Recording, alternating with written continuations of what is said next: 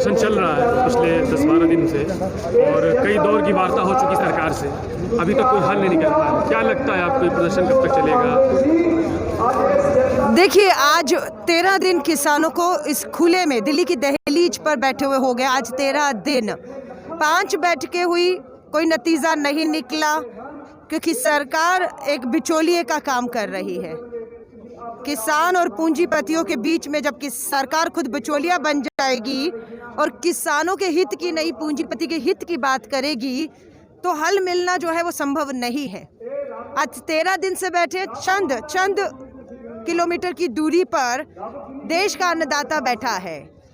समय नहीं है, आप समझ रहे हैं कितना दूर है। आना चाहिए था ना देश के गृह मंत्री, देश के कृषि मंत्री, प्रधानमंत्री जी। 60 करोड़ किसानों की उस कानून को लेकर मांग है जो आपने तालेबंदी में चोर दरवाजे से अध्यादेश के माध्यम से थोपा। आपको क्या जल्दबाजी थी?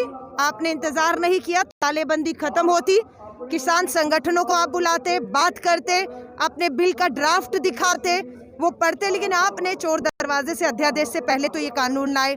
उसके बाद आपने कहा कोरोना काल है, संसद में चर्चा नहीं होगी, प्रश्नकाल नहीं होंगे, वोटिंग नहीं हुई, थोप दिया। किसान गए थे आपसे बात करने, लेकिन आपके कृषि मंत्री, प्रधानमंत्री, किसी का समय नहीं था, अधिकारियों के साथ बैठा दिया और किसान उसी बिल को फाड़ के वहां से आ गए। आज वो दिल्ली की दहलीज पे 13 दिन से बैठे हैं।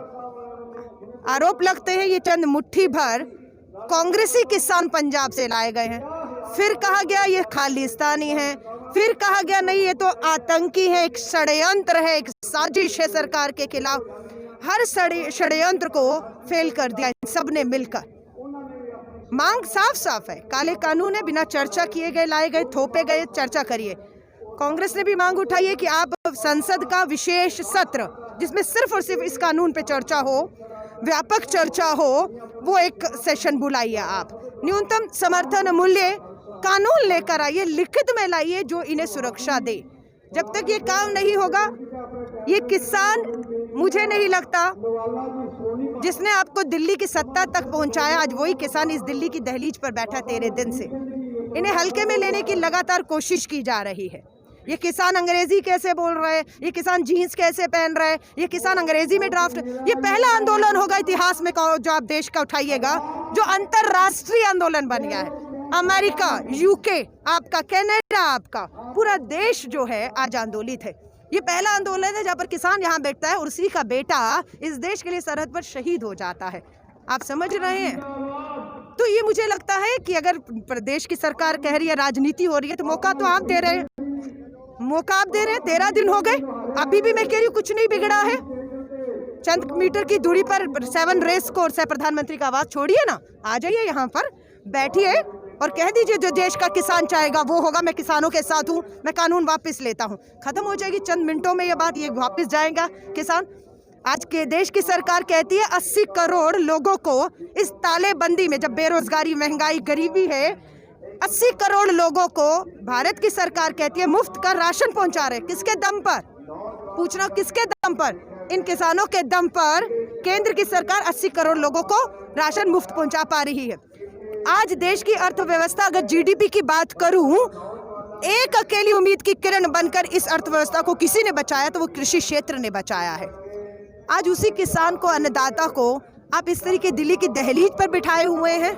आज भारत बंद का समर्थन करने के लिए मेरे जैसे लोगों ने, जो गांधी स्टैचू, दांडी यात्रा स्टैचू था, 31 किलोमीटर पैदल चलकर आए, सिर्फ इसलिए कि रास्ते में जो भी मिलेगा उससे बात करेंगे, उससे समर्थन इन किसानों के लिए, इनकी मांगों के लिए, किसान विरोधी कानून के खिलाफ मांगेंगे। और लोग, देश इनके साथ है। 11 बजे से बंद की घोषणा की है। मैं आजादपुर मार्केट से लेकर नारायणा से सारा चलते हुए आए हैं।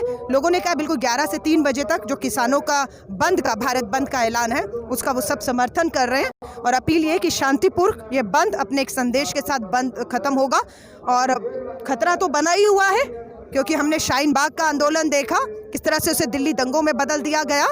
आज मैं सही कहूँगी, किसान बहुत अलर्ट है, सब जागरूक हैं, आसपास देख रहे हैं और बिल्कुल ये भारत बंद शांतिपूर्ण रहेगा, ये मेरी उम्मीद है। सरकार क्यों आखिर संविधान के अनुरूप जो है चल रहे हैं, प्रतिरोध की आवाज़ को क्यों दबाना चाह रही है सरकार? अभी किसानों की इससे पहले भी तमाम प्रोटेस्ट हुए। देखिए, नेशनल प्रूव करना चाहती है या मीडिया?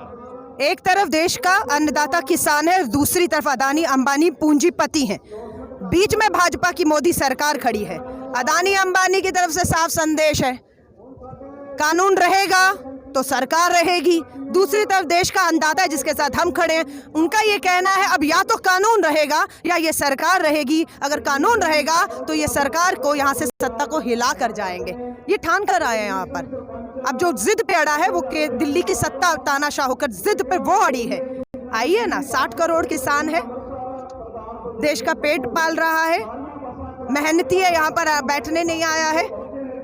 इन्हीं के दम पर हमारे जो गोदाम भरे हुए हैं, जो आप पूंजीपतियों के आप उस पे हवाले करने जा रहे हैं। सो मांग यही है, विशेष सत्र बुलाइए पार्लियामेंट का, चर्चा कराइए। यहाँ आके अभी तक कृषि मंत्री 13 दिन हो गए, देश के प्रधानमंत्री 13 दिन हो गए। आइए ना, खत्म करिए सब बातों को, बात करिए इनसे, क्या चाहता है देश का अंदाजा। देखिए, सरहद पे खड़े जवान और देश में किसान के ऊपर राजनीति नहीं होनी चाहिए, और इनके बिना देश नहीं चल सकता, ना सुरक्षित रह सकता है, ना चल सकता है। तो अपनी उनके जिद को छोड़कर आ जाना चाहिए, खत्म कर देना चाहिए। देश के प्रधानमंत्री जी से यही निवेदन करूंगी। धन्यवाद।